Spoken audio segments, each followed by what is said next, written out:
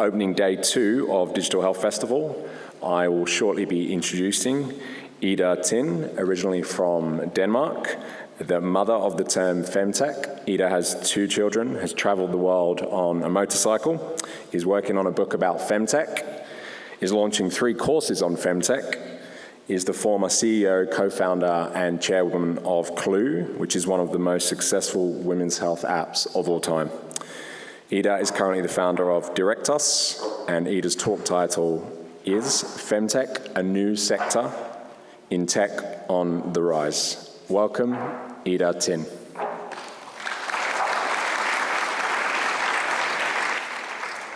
Good morning. I can almost see you. You all made it out of the party last night. Well done. Yeah, so Femtech. I want to give a short introduction to what Femtech is and where this segment is today. And I want to talk a little bit about my own story and how I got into Femtech. And I'll end with a few thoughts on where I believe this part of technology is going, and also extend an invitation. I had the idea for Clue in 2009, the startup that I co-founded. I wanted a kind of family planning method that didn't suck. I was puzzled when I realized that there had been hardly anybody caring about this important part of life for 60 years since the pill came out. We had been putting people on the moon, inventing the internet, and a million other fantastic innovations. And yet, a woman didn't know which day she could become pregnant. It felt absurd. And I decided that I wanted to create what I needed and what I knew the world needed. A new type of birth control that was based on data and on knowing what was going on in the body with scientific precision. I simply wanted my phone to tell me, can I get pregnant today? Yes or no? I was like, how hard can that be? Well, little did I know. I was not a scientist. I was not a doctor. I was not a software engineer. I had no money, no contacts, and I was also pregnant. Nevertheless, Clue did get FDA clearance for the world's first 100% digital type of birth control method in 2021. Yeah. So how was that possible? It's a really long story, and as Terry mentioned, I'm writing a book about it, so I won't get into all of that, but I'll give you a spoiler. It had less to do with me and much more to do with cultural awareness, which is what I want to speak about here. So together with a small handful of other startups that were working in female health around 2013, we came to pioneer a cultural shift that made the New York Times call 2015 the year the period went public. It was the beginning of Femtech, really, because as we started talking about periods, we could also talk about other things that needed attention. This is what the room looked like. As I suggested the term Femtech from stage at TechCrunch Disrupt in 2016. Right, that was also the morning after the party, by the way. It was the first time they ever did a panel on female health, and they had scheduled it in the morning after the big party, but it was there. And the reason why I was thinking about this was because there was this whole big part of life that tech had failed. It had been under-researched, overlooked, underfunded, under-innovated in, and it was regarding all the life experiences that we have as women because of the biology that we live in. It's a part of life that's close to heart. It does matter to not suddenly have blood running down your legs unexpectedly, or to have a pelvic floor too weak to hold your pee.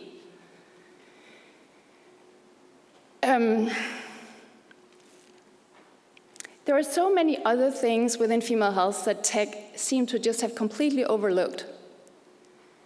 And I coined the term because I wanted to bring awareness to this part of life. And people misunderstood it to be niche. But something that concerns half of the world's population is not niche, clearly. You all know this here today, but back then, it wasn't as apparent. I wanted all these little parts, all these startups working to be seen as one whole. And I wanted us to help find each other so that we could be understood as one big, powerful movement in culture, not least by ourselves. Women's health is so often about experiences that exist outside of our cultural awareness. What it feels like to have a female body is invisible. So much of what is intensely intimate and that impacts our lives every single day happens in what I think of as the shadow area of culture. Now, what is so fascinating about technology is that innovation tends to come in where something has just become visible in our culture, at the very edge of this shadow area. What we have barely made room for in our culture is where new needs become visible. We start being able to articulate our experiences, and then we want to have our needs met.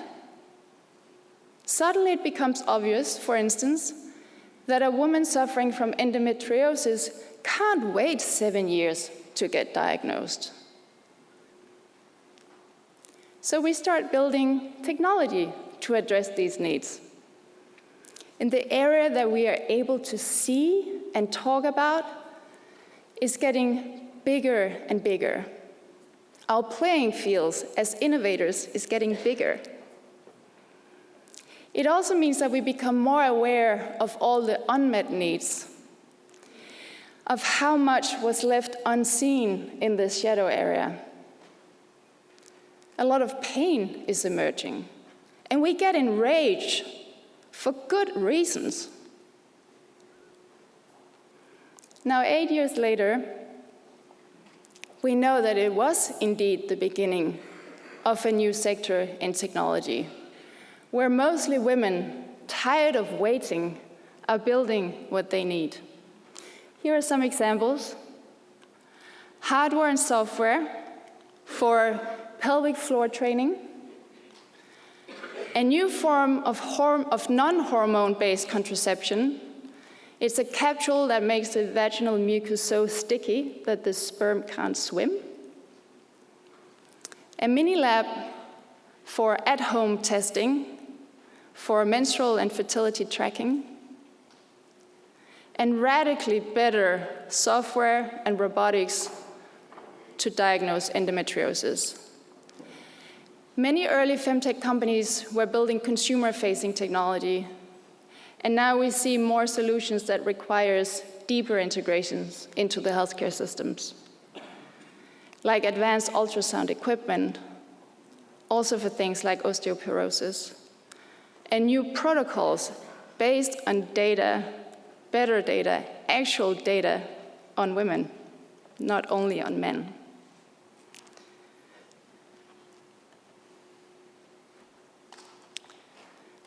The boundaries, both technologically and culturally, are expanding. Here are some more examples. Using menstrual blood for tests for biomarkers, using apps for diagnosing chronic diseases, such as endometriosis and PCOS, or sex toys collecting data from sensors, helping reduce vaginal pain for women and help them achieve better orgasms by showing them patterns, or breast cancer detection in urine. Those are all needed and innovative products And the lists of solutions are growing every day, also addressing needs in maternal health, fertility, longevity, menopause, mental health, as well as a number of general health conditions that affect women disproportionately or differently, such as cardiovascular disease.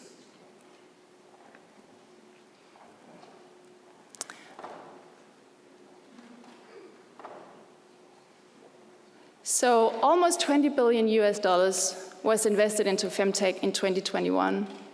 And though it fell to about 10 billion in 23, the value of all Femtech companies rose from around 22 billion to about 27 billion in those years. And 7 Femtech companies are now valued at over $1 billion. One of them, Maven Clinic, who raised $300 million, the most of any Femtech company, and a huge outlier, because the vast majority of VC tickets in female health are still small and funded by ant-size funds. We still haven't seen massive investments like we see in AI right now. We also have a lot of data showing that women raise less capital at lower valuation, even though their cash efficiency and returns are better. What is clear is that having female biology comes with a lot of costs and maintenance, and the Femtech sector is a huge business opportunity because of that fact.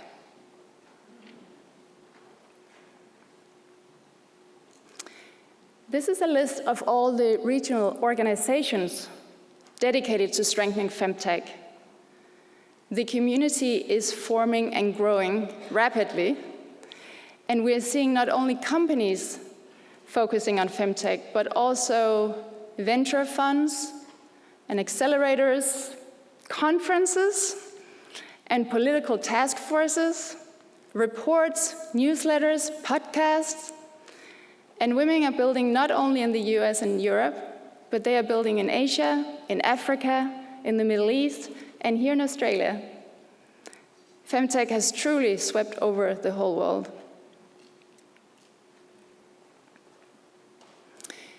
The public sector is also catching up and becoming aware that investing into women's health is really smart, not just for the well-being of women, but for economies and societies.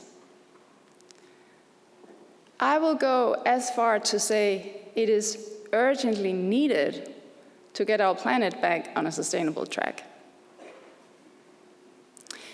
Major institutions such as the White House, NHS in the UK, and McKinsey have all announced significant initiatives within female health, signaling a growing recognition of its importance.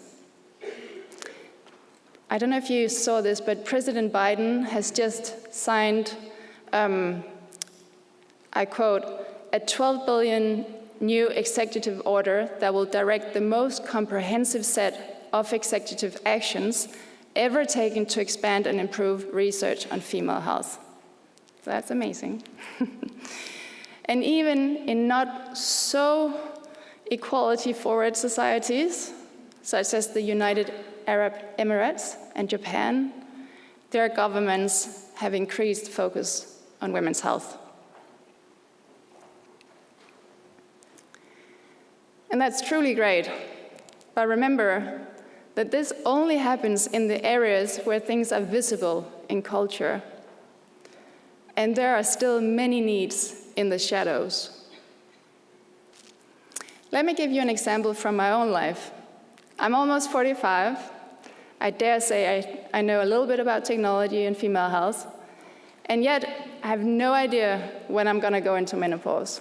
I have no predictive analytics about when that might happen. I don't have an app that will allow me to see what has happened to my hormones the last 10 years, or what might happen in the next 10 years. And I will go through this part of life in a culture where speaking about menopause is still not so easy. And that will make the whole thing more complicated than it has to be. But I will say, actually, a lot has happened just in the last year when it comes to talking about menopause. It has become a lot more visible. Because things can and do change culturally. And when that happens, we see technology coming up with new ideas. So for instance, now I can get a piece of hardware to help me through the hot flushes that I'll maybe experience.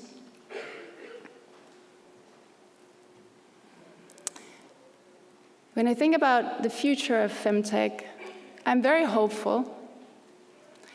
But we must be aware that we don't build technology that gives us a world where there is even less space to live in tune with our bodies, and where technology fixes symptoms, and where we become increasingly disembodied.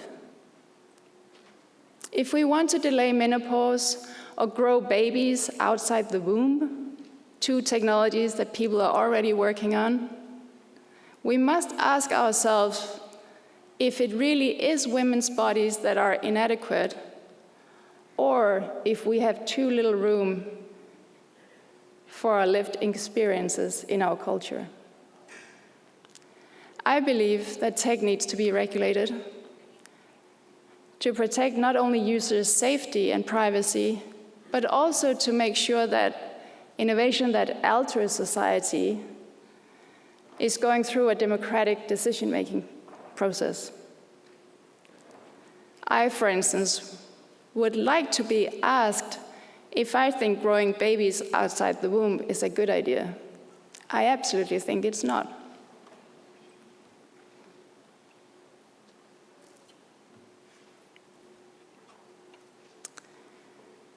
That contraceptive capsule that I showed us a few slides back, that makes cervical mucus so sticky that sperm can't swim in it, I know about it, but trying to buy it from Germany, where I live, won't be very easy.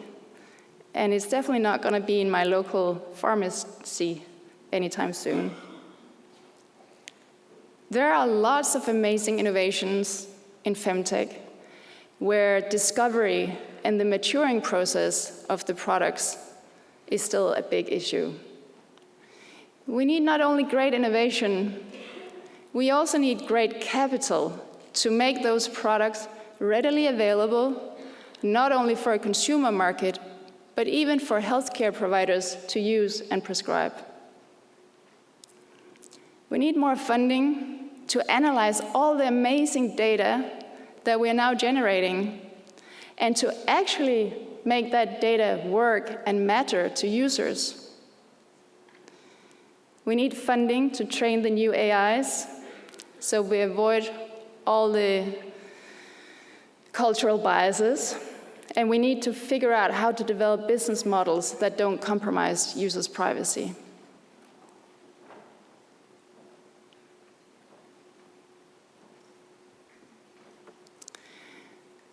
I have found over and over that people lack even the basic understanding of their reproductive health, how their system actually works. And of course, we need better education, health and sexual education in schools, so that women will know that they can actually go and use technology when they encounter health issues. But tech can also play a huge role in educating users. It's a fantastic potential, especially in a global perspective. And as we go about that, we must be aware that it's not only our cultural awareness that directs what tech we build. We also form culture when we build technology, and that is a huge responsibility. We still have so many things to build. And I believe we will see a continued explosion of women forming the tech they need. Hopefully, they will do so together with diverse teams and including many men on their journeys. As co-founders, as team members, as investors, as strategic partners, journalists, lawyers, as policymakers, regulators, and as people cheering them on. Femtech is not only for women. All of society benefits when the needs of women's health are taken seriously. Women's health still only receive 2% of venture capital. It's up to us to expand the cultural awareness by walking into that shadow area and to bring the men there too. I'd like to extend an invitation. Go ask women and people with cycles about the needs and desires they have regarding their bodies. Ask them what is still painful, too difficult, infuriating even, and you will come out with an incredibly inspiring list of business opportunities, of product and partnership ideas, of research questions, and a list of areas that needs cultural innovation, cultural liberation even. Go run surveys, innovate, and do clinical trials on all the many unresolved issues that you will hear about. I invite you to go to work, to start solving these problems, to take them seriously, to listen. Put your money there and support the people who live in these bodies and trust them. Trust that they know something that you don't know yet. In fact, there are many areas of female health that we still don't know much about.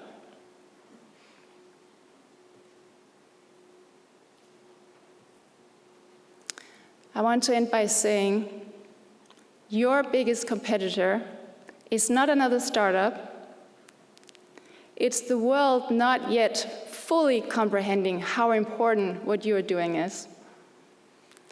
We need to not only build tech, we also need to reshape culture, and we need all genders to participate in that. As one unstoppable movement, creating more space for our lived experiences, more health, more equality, and I believe a sustainable future for our planet.